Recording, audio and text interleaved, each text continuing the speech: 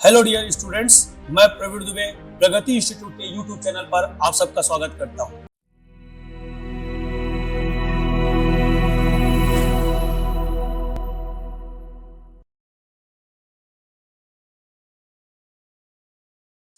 पंचायती राज अधिनियम ये जो शुरू हो रहा है, अब यहां से हमारा बेसिक तौर पर छत्तीसगढ़ जीएस क्या हो गया, शुरू हो गया। और हम प्रॉपर अध्याय एक से लेके पूरा बारी बारी से अध्याय को पढ़ते चलेंगे, ठीक है। तो कल मैं आपको अध्याय को रटने के लिए बोला था, तो जहां तक सब रटे हो गए। अध्याय एक क्या था? प्रारंभिक और परिभाषा।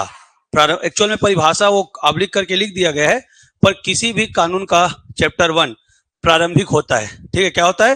प्रारंभिक। उसमें हमेशा दो ही धारा होते हैं। उसमें क्या होते हैं? दो ही धारा होते हैं। उसमें कोई ज्यादा धारा नहीं होता। और पहला धारा हमेशा उस कानून का नाम, उस कानून के बनने का वर्ष और उस कानून का एक्सपेंशन एरिया को बताता है, ठीक है। और जो दूसरा धारा होता है, सेक्शन 2 जो होता है, वो हमेशा आपके डेफिनेशंस को बताता है। आप जो भी कानून पढ़िए, ये तो हम पंचायती राज कानून पढ़ रहे हैं, आप घरेलू हिंसा कानून पढ़िए, दहेज कानून पढ़िए, बाल विवाह कानून पढ़िए, SC ST अत्याचार निवारण वाला कानून पढ़िए, भ्रष्टाचार निवारण कानून पढ़िए, तो उसके पैटर्न्स कानून के बनाने के सेम ऐसे ही होते हैं।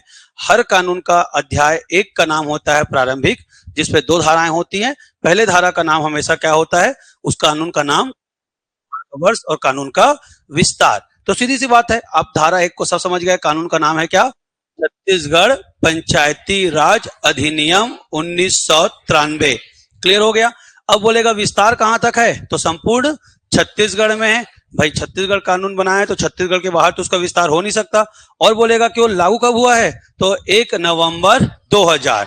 1 नवंबर 2000, लेकिन रेट्रोस्पेक्टिव लागू हुआ है ना। उसको एक्चुअल में लागू है 18 जून 2001।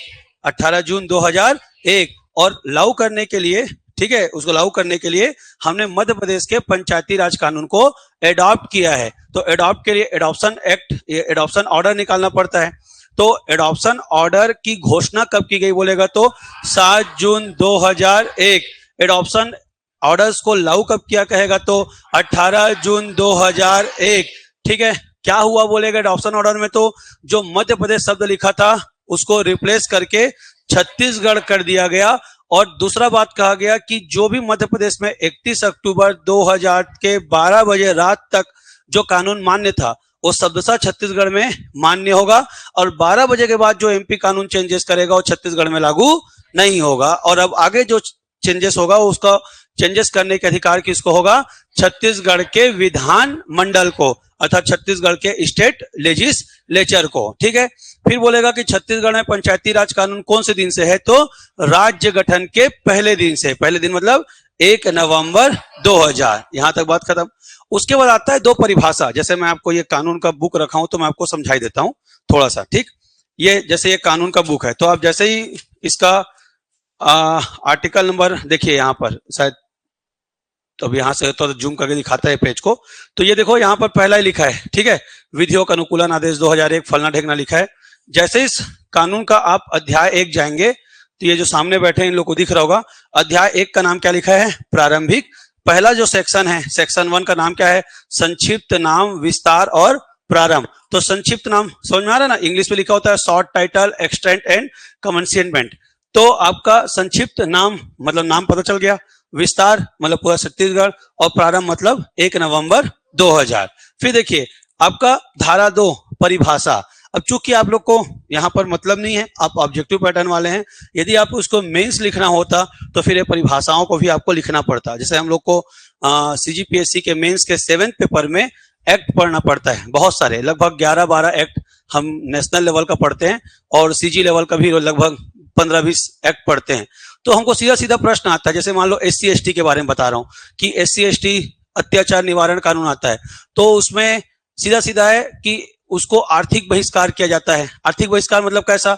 कि मैं जाति के आधार पर, तुम फलना जाति के हो, मैं तुम्हारा सामान नहीं खरीदूंगा, तुम फलना जाति के हो, मैं तुम्हारा को सामान नहीं बेचूंगा। इस तरह का आर्थिक बहिष्कार होता है। सामाजिक बहिष्कार कैसा? कि भाई तुम पानी नहीं पी सकते, तुम बोरिंग को पानी को टेढ़ नहीं सकते, कुआं से पानी निकाल सकते, तुम धर्मशाला का प्रयोग नहीं कर सकते, इस तरह से बहिष्कार किया जाता है। समझ में आ रहा है? गांव में नहीं सकते, तुम पचरी में नहीं नहा सकते, ऐसा ये सब देखा होगा आप लोगों ने। तो सीधा सीधा प्रश्न आता है कि SC ST अत्याचार निवारण अधिनियम के अंतर्गत आर्थिक बहिष्कार का अर्थ समझाइए। सीधा आता है। तो हमको फिर वहां पर सेक्शंस को मेंटेन करना पड़ता है कि भाई SC ST अत्याचार निवारण अधिनियम 1989 के धारा 2 के खंड या उपखंड D में, C में, A में, B में ऐसा बताना पड़ता है। आर्थिक बहिष्कार को परिभाषित किया गया है जिसके तहत अभिप्रेत है कि डैश करके लिखते हैं 1 2 3 4 5 6 ऐसा। ये हमारा मेंस का पैटर्न है। तो यहाँ पर देखो, तो आपका सेक्शन 2 जिसको हम संविधान में अनुच्छेद कहते हुए यहाँ पर क्या कहलाएगा? सेक्शन। तो सेक्शन 2 का नाम है डेफिनेशन, परिभाषा। अब परिभाषा में पहला में लिखा है खंड, तो खंड मतलब जिसको तुम जनपद पंचायत कहते हो उसकी परिभाषा।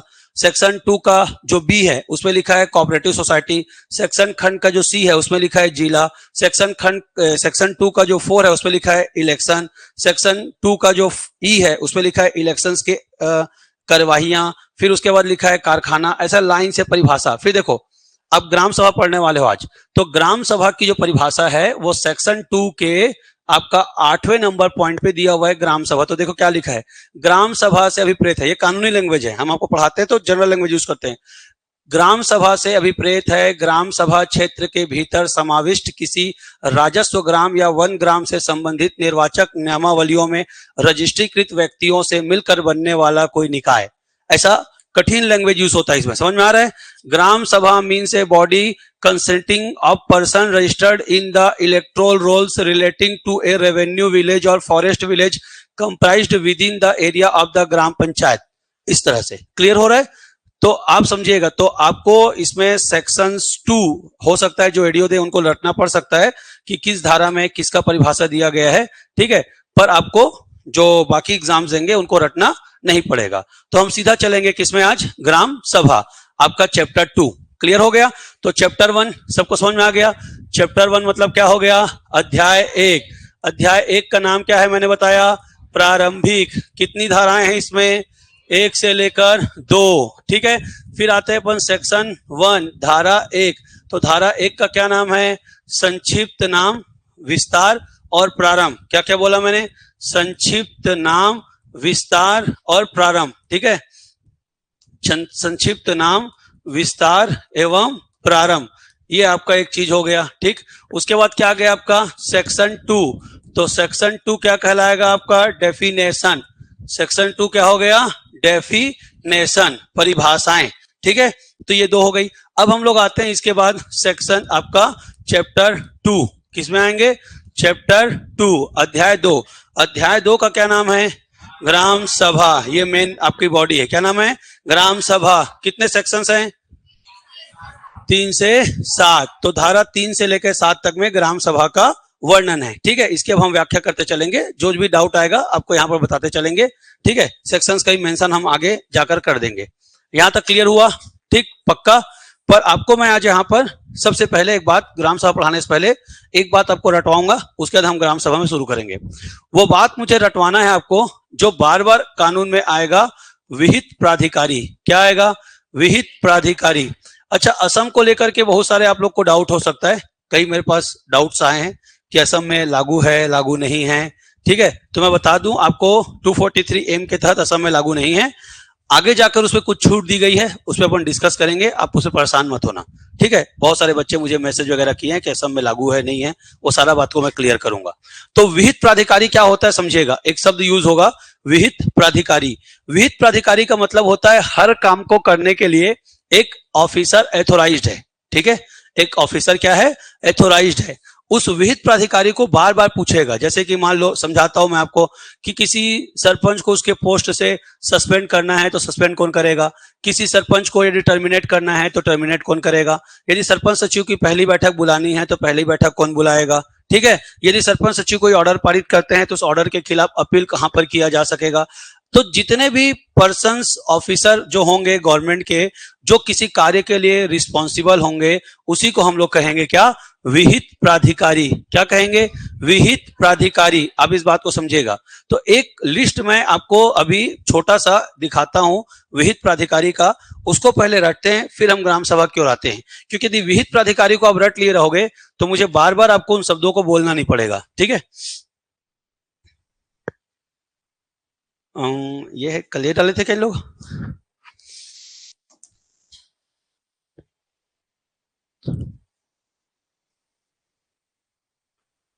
अच्छा, इसका वो डाले थे फिर क्या, डार्क वाले को सीधा पीडीएफ से पढ़ाए थे क्या यार? ठीक है, चलो अभी मैं ऐसे ही दिखा देता हूं आपको। डार्क वाले को कल पेस्ट नहीं किए थे ना इसमें? ठीक है, चलो अभी यहां बस दिखा देता हूं, रटने काम बाद में कर लेंगे, ज्यादा होगा तो। देखो, ये कल रट के आ गए, ये रटा गया, ठीक है। ये देखो, ये है विहित प्राधिकारी। ऑनलाइन वाले थोड़ा सा सह लीजिएगा, ब्लिक होगा उसको, फ्लिकरिंग होगा उसको, देखो ध्यान से। यह है विहित प्राधिकारी। अब समझिएगा, ये आपको विशुद्ध तौर पे रटना है। ये हमारे बुक के फ्रंट पेज पे आपको मिलेगा और ये सिर्फ आपको रटना है, इस पे कोई और दिमाग लगाने वाली बात है ही नहीं, ठीक है।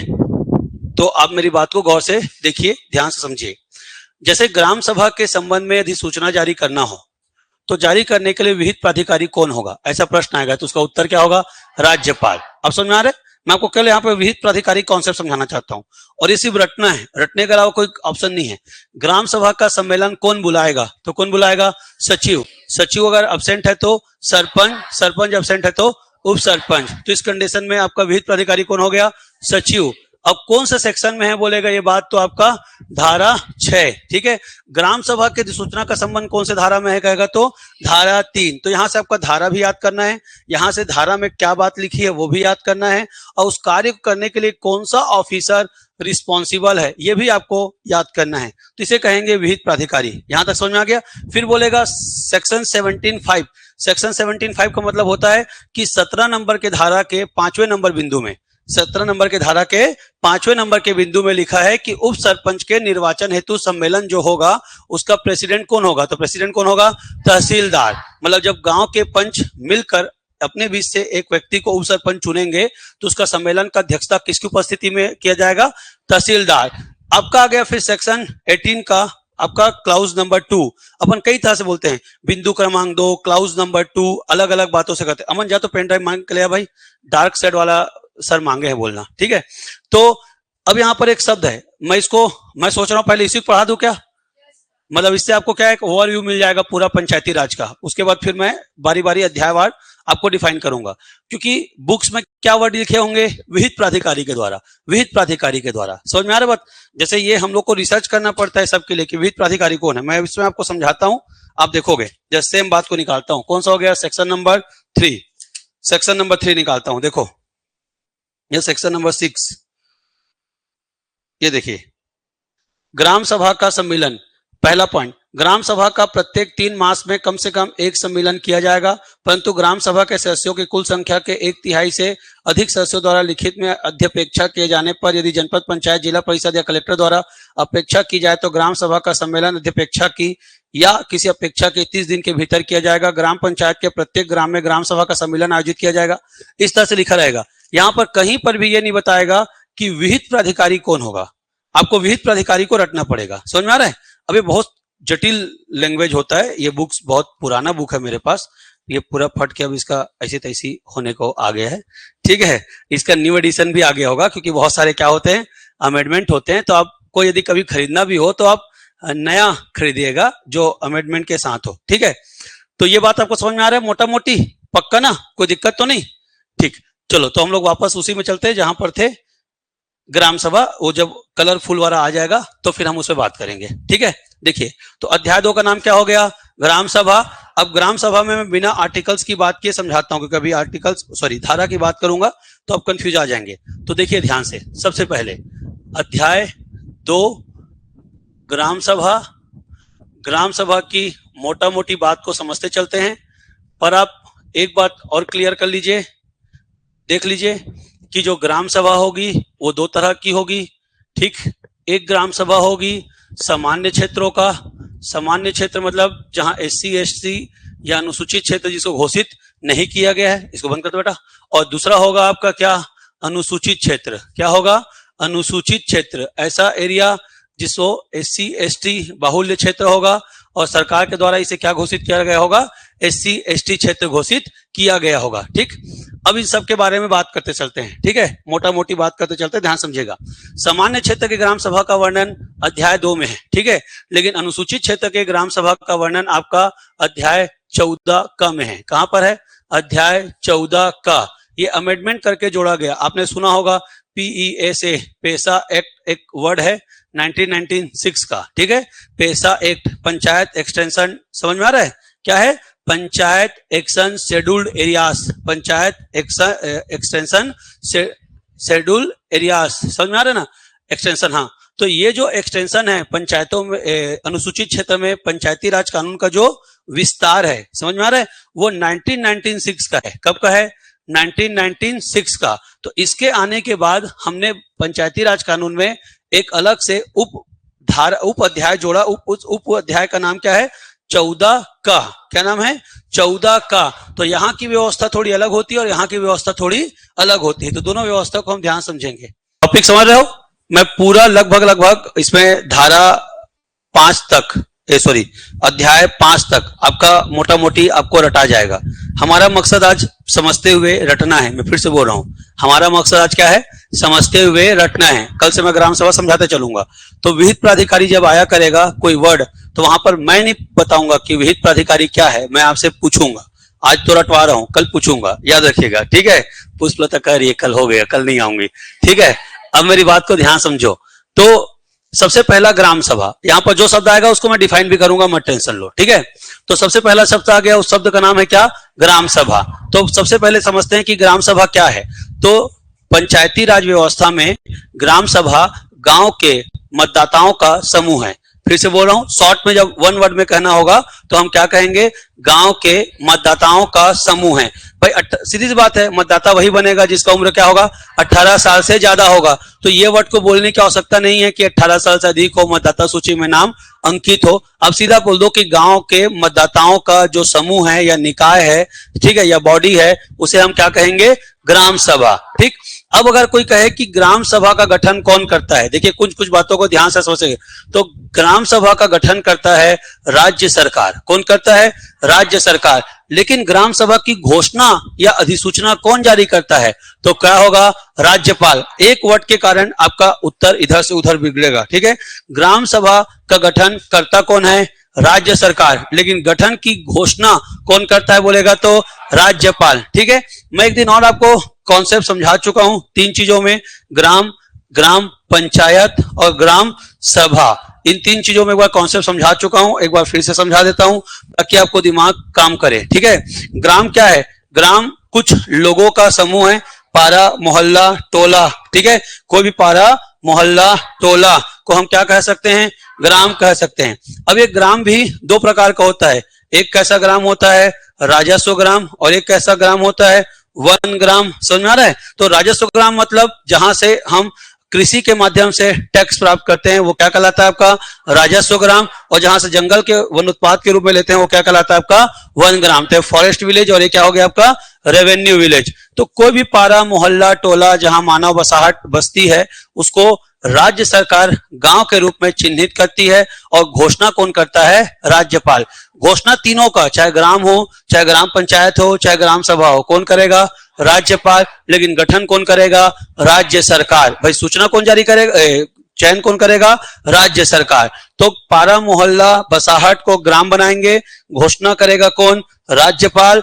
फिर ग्राम को यदि एडमिनिस्ट्रेटिव पावर दे दिया जाए, ग्राम को यदि एडमिनिस्ट्रेटिव पावर दे दिया जाए तो क्या बन जाएगा, ग्राम पंचायत। क्या बन जाएगा, ग्राम पंचायत। ठीक है भाई, अगर कोई बोले कि सबसे छोटी इकाई, सबसे छोटी प्रशासनिक इकाई कौन सी है, तो उसका उत्तर ग्राम नहीं आएगा, उसका उत्तर क्या आएगा, ग्राम पंचायत आएगा। क्लियर हो रहा है। तीनों में ग्राम ग्राम लिखा है, लेकिन तीनों में बहुत अंतर है। ठीक है, तो ग्राम पंचायत होगी। अब ग्राम पंचायत कहेंगे तो उसमें सिर्फ 4 लोग का बोध होता है, पंच, सरपंच, उप सरपंच और सचिव। ये 4 लोग की मिलकर जो बनने वाली बॉडी है या निकाय है, वो क्या कहलाएगी, ग्राम पंचायत।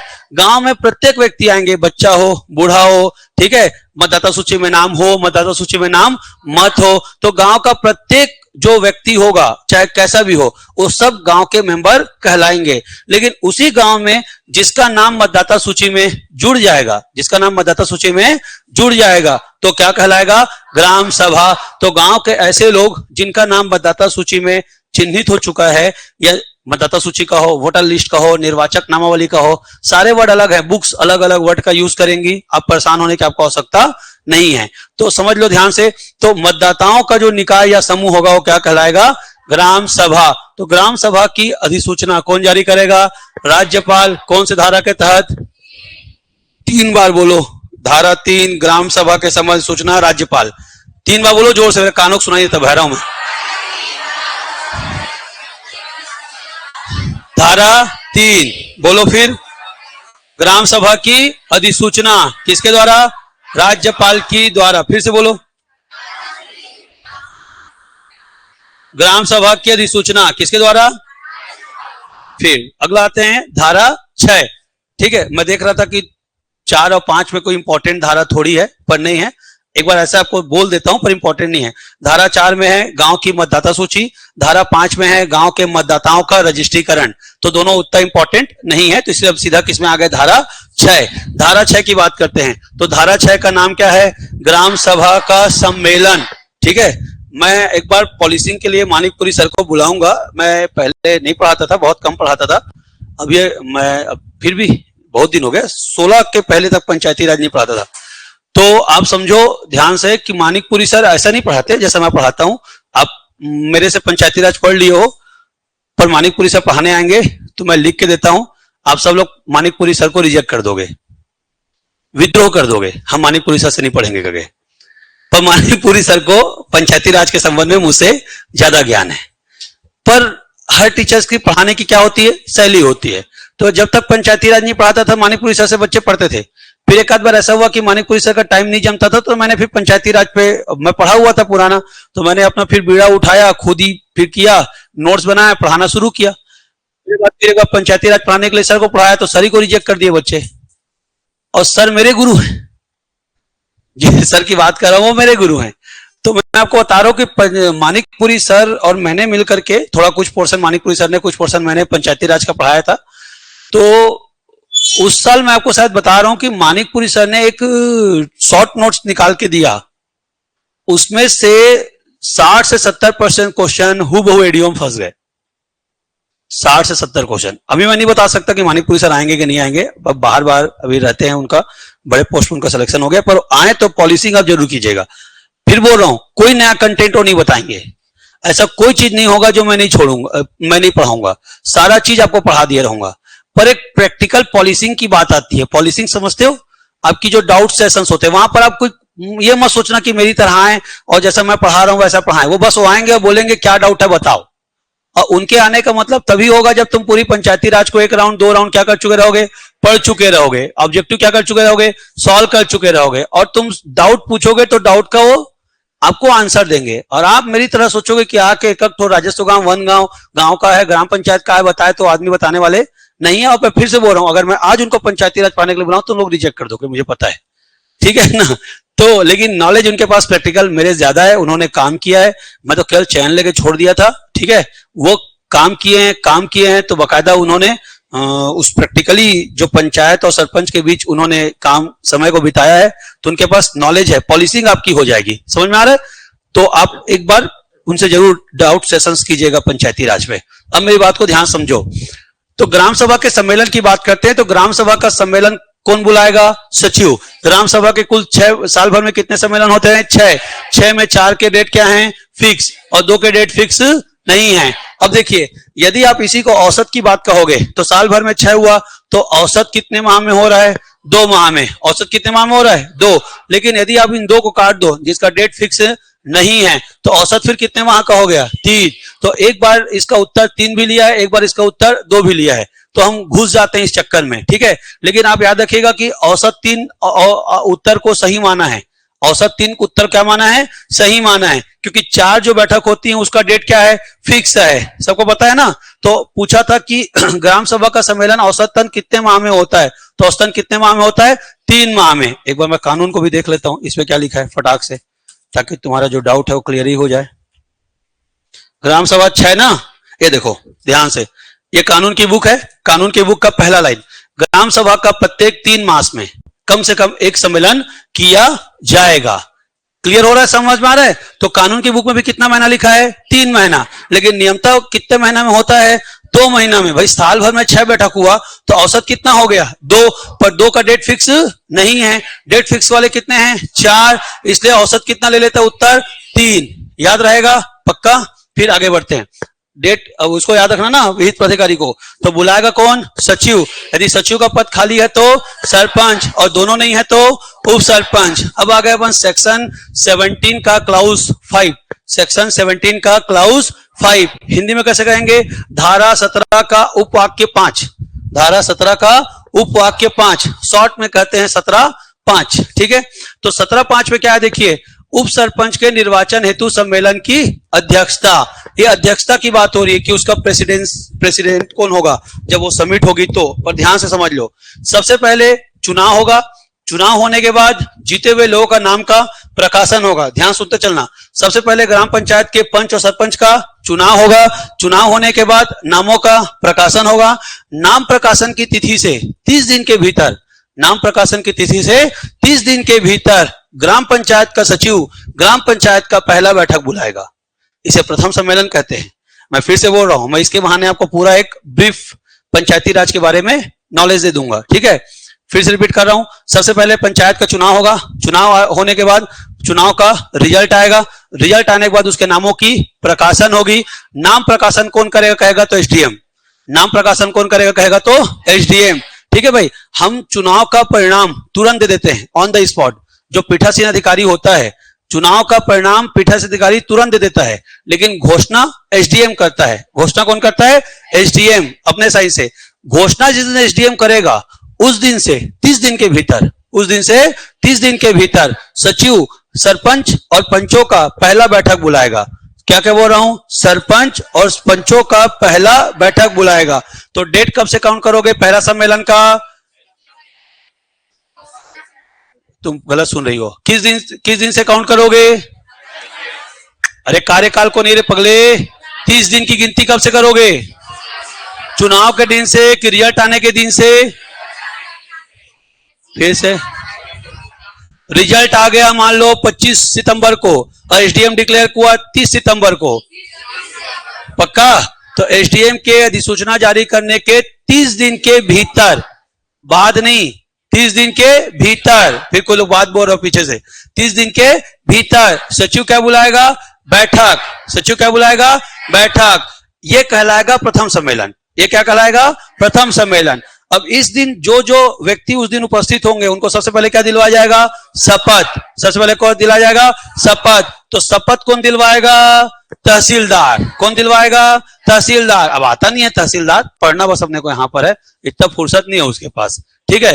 तो शपथ कौन दिलवाएगा, तहसीलदार। शपथ ले लेने के बाद वो चुनाव करेंगे, शपथ लेने के बाद क्या करेंगे, चुनाव। तो शपथ ले लेने के बाद ग्राम पंचायत में किसका चुनाव होगा, उप सरपंच के चुनाव में कौन भाग लेंगे, पंच, निर्वाचित पंच। फिर याद रखना ऑप्शन में पंच, निर्वाचित पंच, मनोनीत पंच ऐसा देता है, बहुत होशियार है पीएससी व्यापम वाले भी।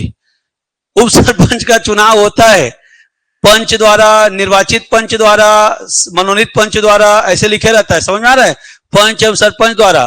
तो जो बच्चे होते हैं ना वो तो एकदम मरहा भुखाए रहते हैं, पाए रे कहते हैं पंच, फिर नीचे जैसे ही पंच को गोला भरते फिर देखते हैं निर्वाचित पंच, मनोनीत पंच, ऐसा आदमी को बोझा, मतलब एक्साइटमेंट है वो। जब फंसा हुआ फंसता है ना, पढ़ा हुआ फंसता है ना, तो उसके गलत होने के चांसेस सबसे ज्यादा हैं। मैं फिर से बोल रहा हूं, जब पढ़ा हुआ फंसता है तो उसके गलत होने के चांसेस सबसे ज्यादा हैं, क्योंकि एक्साइटमेंट में आप टिक मारते हो, बल्कि बिना पढ़ा हुआ फंसेगा तो उसको ध्यान से 2 बार 3 बार पढ़ते हो। इसलिए बार बार बोल रहा हूं, और उंगली रख के पढ़ना, क्या रख के पढ़ना, उंगली रख के, नहीं तो चाट डालोगे, बार बार बोल रहा हूं मैं। और आखिरी में है और नहीं है, को और उंगली रख के पढ़ना, गोल घेर दिया करो क्वेश्चन को पढ़ते समय। है नहीं है वाले में बहुत बुझाता है आदमी, हम भी भारी बुझाए हैं उसमें। क्लियर हो रहा है? फट से पढ़ते हैं और मार देते हैं टक से, अंत में लिखा रहता है नहीं है एल, ऐसा वाला। समझ में आ रहा बात ना? तो ये देखे रहना इस सब चीज को। तो देखो उप सरपंच का क्या हो जाएगा, निर्वाचित पंचों के द्वारा चुनाव। निर्वाचित पंचों के द्वारा जब चुनाव हो जाएगा और अगर मत बराबर हो गया, मत क्या हो गया, बराबर हो गया, उस कंडीशन में सरपंच निर्णायक वोट देगा, वरना सरपंच को वोट देने का अधिकार नहीं है। किसके मामले में? उप सरपंच के मामले में। एक बार फिर लिखा था कि उप सरपंच में यदि पंचों के मतों का बराबरी हो जाए तो निर्णायक मत देगा सचिव। सही है? नहीं, सचिव किसी एंगल में वोट नहीं दे सकता। क्लियर हो गया? फिर आगे बढ़ते हैं। अब आ गया क्या, 18(2) सेक्शन आ गया क्या आपका 18(2). रटते चलो जिनको एडियो देना है। प्रीतम तो एक तो धारा याद हो जाना चाहिए, ये बाकी लोग को कंटेंट और विहित प्राधिकार याद हो जाना चाहिए, पर जिनको भी एडियो देने की थोड़ी बहुत भी इच्छा है उनको धारा सहित याद होना चाहिए। और धारा में भी मैं भी लिमिट धारा रटवा रहा हूं, इसके धारा की संख्या और बढ़ेगी, सेक्शन याद होने चाहिए। तो सेक्शन 18(2), ठीक है। सेक्शन 82 क्या कहता है, ध्यान सुनना। जिस दिन प्रथम सम्मेलन हुआ उसी दिन घटना यह भी होगा। तो जिस दिन प्रथम सम्मेलन हुआ उसी दिन जो एक्स सरपंच होगा, अब एक्स सरपंच समझ में आ गया, तो एक्स सरपंच को हम क्या कहेंगे, बहिर्गामी सरपंच। क्या कहेंगे, बहिर्गामी सरपंच या भूतपूर्व सरपंच। तो एक्स जो सरपंच होगा वो नए सरपंच को आकर पंचायत के जितने भी डॉक्यूमेंट्स होंगे, उनकी संपत्ति के जो कागजात होंगे, वित्तीय जो आपका अभिलेख होगा, उन सबको क्या करेगा, उसको सौंपेगा। लेकिन सवाल है नहीं सौंपा तो, नहीं सौंपा तो अभियोजन होगा। तो क्या होगा, अभियोजन। अभियोजन का मतलब है कार्यवाही। अभियोजन का मतलब क्या है, कार्यवाही। तो सवाल यह है कि अभियोजन कौन करेगा, तहसीलदार। अभियोजन कौन करेगा, तहसीलदार। ठीक है भाई, अभियोजन कौन करेगा, तहसीलदार। अगर एक सरपंच नहीं दिया तो ठीक, पहले उसको नोटिस जारी किया जाता है, मौका दिया जाता है, नहीं देता है तो फिर उस कंडीशन में एसडीएम द्वारा उस पर बैन लगा दिया जाता है आगामी कई सौ वर्षों तक चुनाव लड़ने के लिए। यहां तक क्लियर है? या एफआईआर वगैरह कराया जाता है, जेल भेजने की कार्रवाई की जाती है। यहां तक समझ में आ गया? तो बहिर्गामी सरपंच कौन हो गया, एक्स सरपंच। ठीक है, यहां तक समझ में आया? अब देखिए 18(3), बहिर्गामी सरपंच द्वारा आदेश, अच्छा लिखा ही गया है, बहिर्गामी सरपंच द्वारा आदेश का पालन नहीं करने पर उसके विरुद्ध की जाने वाली कार्यवाही कौन करेगा, तहसीलदार। मतलब उसको नोटिस दिया गया और नोटिस देने के बाद भी वो किसी को अधिकार कागजात नहीं सौंपा तो उसके खिलाफ क्या होगा, कार्यवाही होगा। फिर देखो अगर कह रहा है 19, पंच सरपंच उप सरपंच के निर्वाचन की घोषणा कौन करेगा, तो एसडीएम। सेक्शन कौन सा है, 19, याद रहेगा। ठीक, अब देखिए ग्राम पंचायत का प्रथम सम्मेलन। अब ये ग्राम पंचायत का प्रथम सम्मेलन पहले बता दिया, कौन बुलाएगा, सचिव। कितने दिन के भीतर, कौन से डेट से, हाँ, निर्वाचित प्रतिनिधियों की अधिसूचना जारी होने के तिथि से। ठीक है, अब देखिए अगला क्या आ गया आपका 21(1). 21(1) क्या है आपका, राइट टू रिकॉल। क्या है, right to recall. Right to recall को हिंदी में कहते हैं प्रत्यायोजन। क्या कहते हैं, प्रत्यायोजन। ये व्यवस्था केवल अभी ग्राम पंचायत में सरपंच और पंच के मामले में है। किसके मामले में है, सरपंच और पंच के मामले में। Right to recall.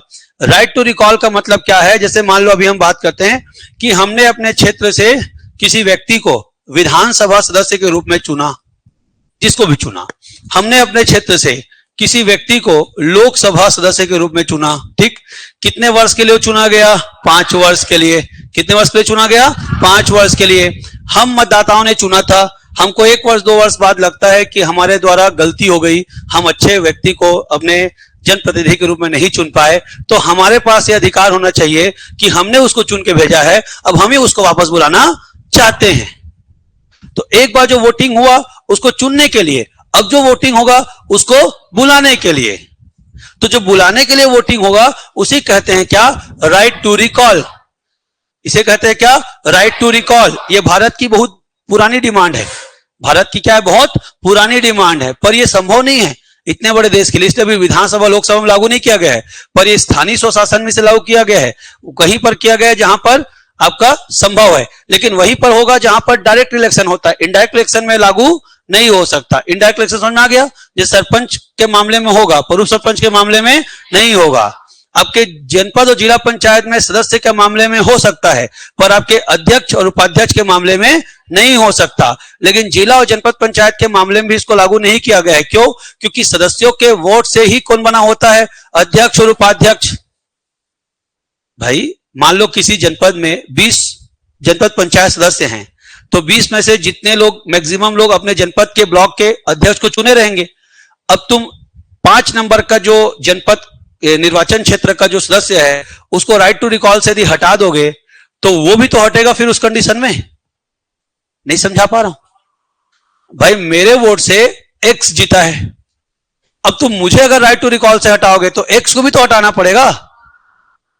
क्लियर हो रहा है ना? इस तो एक्स का पोस्ट भी क्या हो जाएगा? खाली हो जाएगा। तो जनपद पंचायत का सदस्य को तो जनता चुनी है, पर जनपद पंचायत के अध्यक्ष और उपाध्यक्ष कौन चुना है? सदस्य चुना है। और सदस्य कौन सदस्य किसको चुना है तो तुमको पता नहीं है। जनता मतलब तुमको मतलब जनता को। अब जनता कहेगी कि मैं अपने मेंबर को राइट टू रिकॉल के तहत हटाऊंगा, तो मेंबर के वोट से जो व्यक्ति जीता है वो भी तो वो जाएगा। तो इसलिए जनपद और जिला पंचायत में राइट टू रिकॉल को लागू नहीं किया गया है। उसी तरह से आपके नगर पंचायत, नगर पालिका में भी राइट टू रिकॉल को हटा दिया पूर्व सरकार ने। क्यों हटा दिया? क्योंकि पूर्व सरकार ने इसको क्या बोलते हैं, महापौर के पद को अप्रत्यक्ष चुनाव कर दिया। आपके नगर पंचायत और नगर पालिका के अध्यक्ष को क्या कर दिया? अप्रत्यक्ष चुनाव कर दिया। जबकि पहले जैसे सरपंच चुना जाता है डायरेक्ट जनता के द्वारा, वैसे नगर निगम के लोग महापौर को सीधा वोट देकर चुनते थे। अरे समझ में आ रहा है कि नहीं आ रहा है? लेकिन अब महापौर को भी उन्होंने इनडायरेक्ट कर दिया। तो इनडायरेक्ट कर दिया मतलब पार्षद लोग चुनेंगे। अब तुम पार्षद को भी राइट टू रिकॉल के तहत हटाओगे तो फिर वो महापौर भी हटेगा। इसलिए वहां भी क्या कर दिया गया? राइट टू रिकॉल को हटा दिया गया। तो राइट टू रिकॉल अभी सिर्फ 2 ही जगह है। कहां पर? पंच, सरपंच। पंच और सरपंच। तो पंच के मामले में वार्ड में होगा वोटिंग, और सरपंच के मामले में पूरा गांव में होगा। अब इस बात को ध्यान से फिर समझो। तो राइट टू रिकॉल को समझ में आ गया? अपने जनता के द्वारा चुने हुए प्रतिनिधि को, जनता के द्वारा चुने हुए प्रतिनिधि को दोबारा वोटिंग करके वापस बुलाने का जो प्रक्रिया है उसे कहते हैं क्या?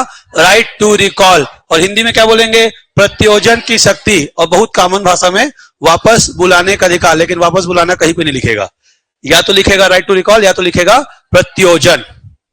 अमन जा बेटा, तू रिमोट लेके आ, तू धर के बैठा कर। तू अब क्लास में बैठता है ना, धरा है? हाँ तो बंद करे कैसे? तू लोगों को लगा ठंड? नहीं लगा? लग रहा है, बंद करो। ठीक है, आगे मेरी बात को ध्यान समझना। तो राइट टू रिकॉल क्लियर हो गए यहां तक? अब मेरी बात को ध्यान समझना। एक बात जो बता रहा हूं उसको ध्यान समझिएगा। जैसे मैं व्हाइट बोर्ड यूज कर लेता हूं, आई मीन टू से ग्रीन बोर्ड। देखो एक बात को ध्यान सुनना। ये 4 कैंडिडेट हैं, ए बी सी डी। ठीक, हम मतदाता को मान लेते हैं 100%। परसेंटेज बात कर है ना, मतदाता कितने मान लिए? 4 लोग सरपंच के पद के चुनाव के लिए खड़े हैं। एक्स नाम का ग्राम है, 4 कैंडिडेट हैं। 100 में इसको मिला मान लो 30%। कितना मिला? 30। इसको मिला 28, इसको मिला 22। कितना हो गया यार अभी? 28 22 40, 40 और 30 70। हम एक कैंडिडेट बढ़ाते हैं ना, ले ठीक है। ई क्लियर हो गया। इसको मिला है मान लो 20, अब कितना हो गया? 90। और इसको दे दिए कितना परसेंट? 10। तो तुम्हें लोग तो यार घटवा 80 हुआ था। ले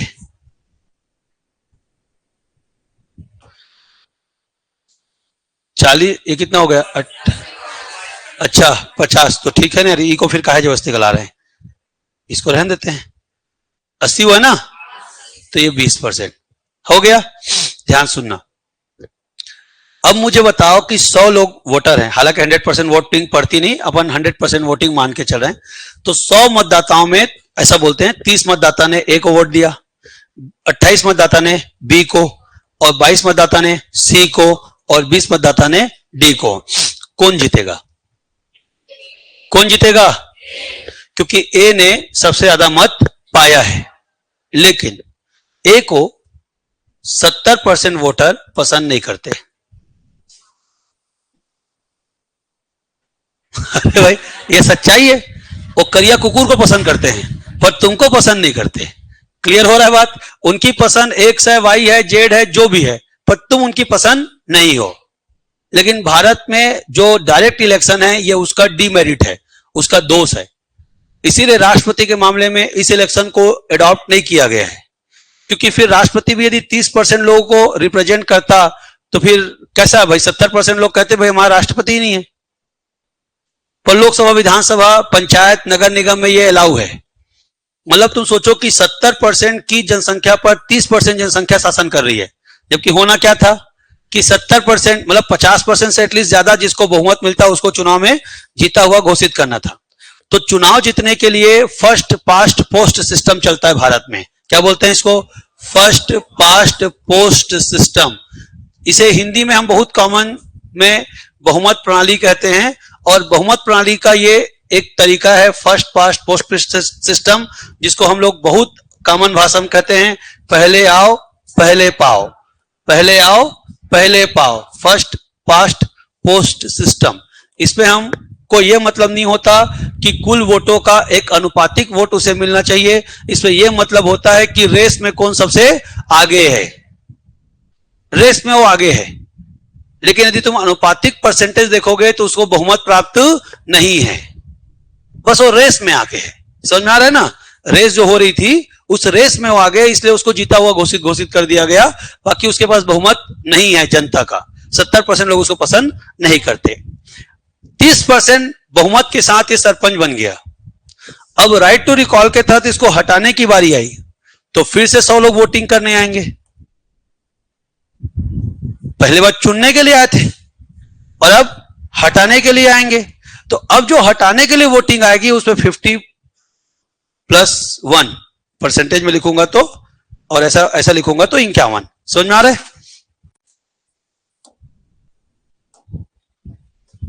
अरे यार 50%+1 वोट चाहिए होगा, मतलब कुल वोटों का 50% से एक अधिक। यहां तक बात समझ में आ गया? तब वो हटेगा। अब ऐसा नहीं है कि 32 लोग के वोट जीता था, ऐसा वाला बात नहीं है। अब हटाने के लिए 51 लोगों का वोट चाहिए। तो हटाना आसान है कि चुनना आसान है? चुनना आसान है, हटाना कठिन है। हटाना क्या है? कठिन। अच्छा मैं उल्टा बोला था क्या? अच्छा आसान पूछा था क्या? हाँ, कठिन कौन है? चुनना कि हटाना? तो राइट टू रिकॉल से हटता होगा कोई सरपंच? जब तक गांव का 100% जनसंख्या उसके विरुद्ध ना हो जाए तब तक सरपंच हट नहीं सकता। एक चोचलाबाजी है। अरे सवाल ही नहीं है। जब अलाउद्दीन खिलजी अलोकप्रियता कम करने के लिए संपत्ति बांट के लोकप्रियता ला सकता है मध्यकाल में, तब तो ये है। इन लोग के इलेक्शंस में सबसे ज्यादा हाईजैकिंग चलती है। हाईजैकिंग समझते हो? हाँ, जितना है क्या बोला? हाँ, वही लोग सबसे ज्यादा। अरे वो छोड़ो, कार में बैठा बैठा कहां लेके जाते हैं किसी को पता नहीं चलता। बड़े बड़े रिसोर्ट्स और फार्म हाउस इन लोग बुक करते हैं। बड़े बड़े रिसोर्ट्स और फार्म हाउस तुम कल्पना नहीं कर सकते हो क्या अय्यासी। तुम छोड़ो उसको, सिर्फ इतने के लिए कि वोटिंग इधर से उधर होनी नहीं चाहिए, इतने के लिए। समझ में आ रहा है? मैं पहले ही बताया था कि अब वो विषय नहीं रहा। कल भी बताया था ना, वो जमाना नहीं रहा कि तुमको कोई व्यक्ति कहे कि मैं तुमको सरपंच बना दूंगा और तुम मेरे हिसाब से काम करना। ठीक है, सरपंच बनते तक हाँ भैया कह देगा, 4 महीना हाँ भैया कह देगा। फिर जैसे ही उसको प्रशासन कंट्रोल में उसके आता है, फिर सुधा बोलता है तय कौन भैया, निकल मेरे हिसाब से काम करते। इसलिए अभी वो जमाना रहा ही नहीं कि तुमको लगे पुराना जमाना वाला बात। अब दया करुणा वाली बात ही नहीं रह गई। तो राइट टू रिकॉल क्लियर हो गया। चुनना होगा तो फर्स्ट पास्ट पोस्ट सिस्टम से, मतलब रेस में पहला आना चाहिए। लेकिन हटाना होगा तो हाँ ठीक, ओके। अब मेरी बात को ध्यान से देखिएगा। अगला आते हैं, कहां तक आ गए थे? 21(1) भूलोगे तो नहीं? 21(1) में क्या है? Right to recall. अब आता है नो कॉन्फिडेंस मोशन। क्या आता है? नो कॉन्फिडेंस मोशन, जिसका नाम है क्या? अविश्वास प्रस्ताव। आगे बढ़ते हैं, देखो ध्यान से। तो क्या आ गया आपका? अविश्वास प्रस्ताव। अविश्वास प्रस्ताव से सिर्फ टॉपर्स हटाए जाएंगे। टॉपर्स मतलब सरपंच और उप सरपंच, पंच नहीं हटाया जा सकता। अविश्वास प्रस्ताव से जनपद जिला पंचायत के अध्यक्ष और उपाध्यक्ष हटाए जाएंगे, सदस्य नहीं हटाया जा सकता। तो जब सरपंच उप सरपंच को हटाना होगा तो प्रस्ताव लाएंगे पंच, सरपंच उप सरपंच को हटाना होगा तो प्रस्ताव कौन लाएंगे? पंच। और अध्यक्ष उपाध्यक्ष को हटाना होगा तो प्रस्ताव लाएंगे सदस्य। कौन लाएंगे? सदस्य। अब इस प्रोसेस को समझो। सरपंच को या उप सरपंच को उसके 5 साल पूर्ण होने से पहले यदि हटाने के लिए कोई प्रस्ताव लाया जाए तो उस प्रस्ताव कहते हैं क्या? अविश्वास प्रस्ताव। अविश्वास प्रस्ताव की सूचना किसको दी जाएगी? एसडीएम को। ठीक है। अविश्वास प्रस्ताव कौन लाएगा कहेगा? तो ग्राम पंचायत में पंच। पंच में कितने पंच लाना जरूरी है? तो 1/3।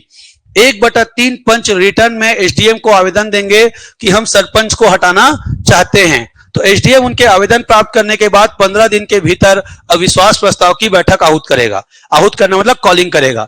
जब एसडीएम अविश्वास प्रस्ताव की बैठक आहूत करेगा तो उस बैठक में अब वोटिंग होगी उसको हटाने के लिए।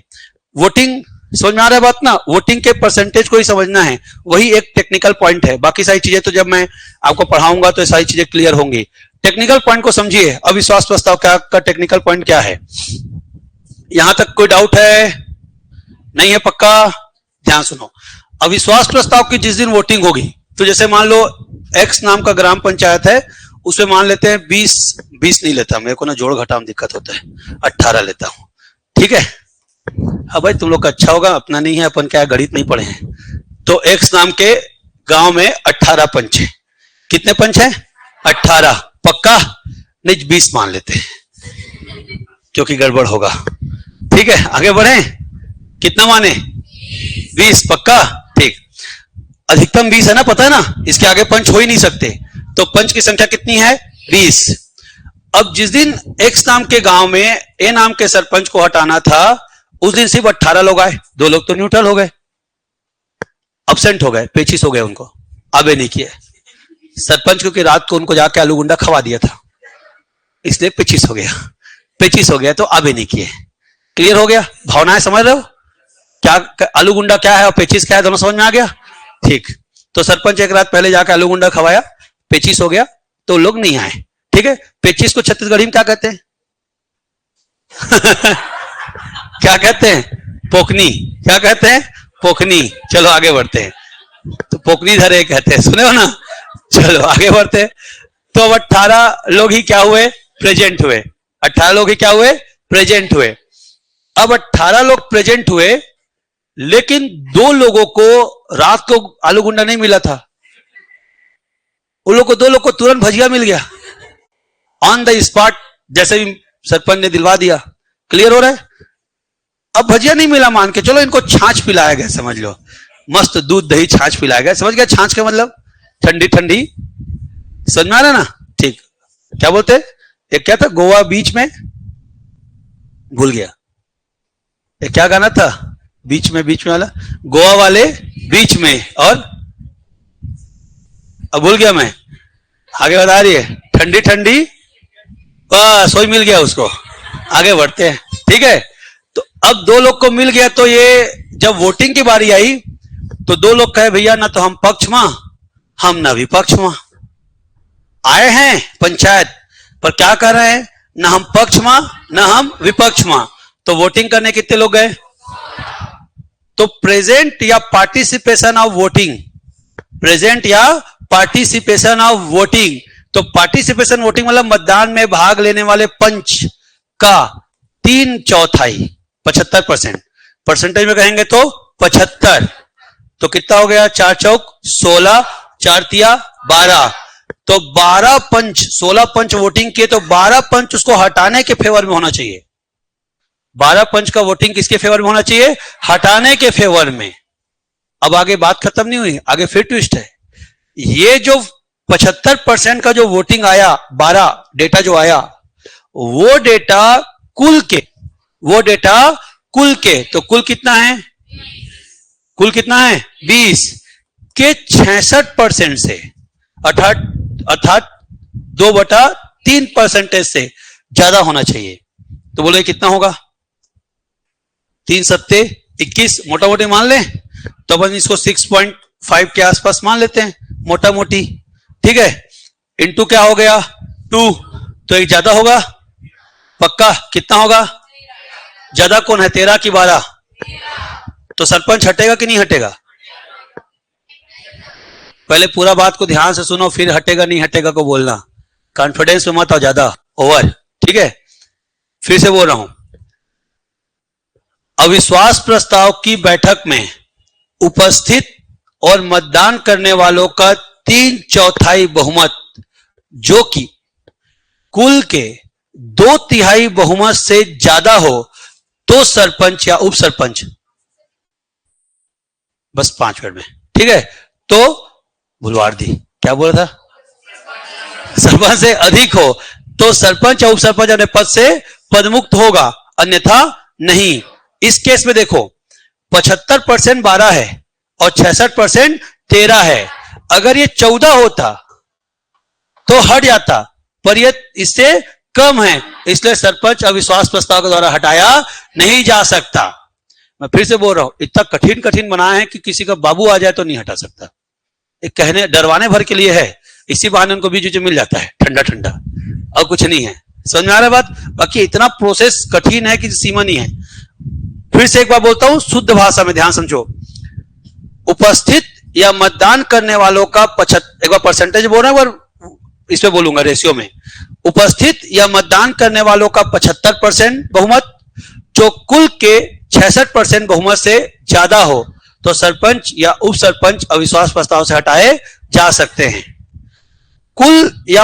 उपस्थित या मतदान करने वालों का 3/4 बहुमत, जो कुल के 2/3 से अधिक हो, तो उन्हें अविश्वास प्रस्ताव से हटाया जा सकता है। एकदम समीकरण बैठाया गया है।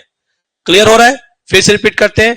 उपस्थित या मतदान करने वालों का 3/4, वन लाइन में याद होता है, तुम सीधा सीधा लिखना, उपस्थित मतदान करने वालों का 3/4, और फिर नीचे लिखना जो कि कुल का 2/3 से अधिक हो, जो कि कुल के 2/3 से अधिक हो तो हट जाएगा, वरना नहीं हटेगा। दिमाग काम कर रहा है? ये 21/2 और ये क्या हो गया 21/1, पक्का? यहां पे ग्राम पंचायत खत्म।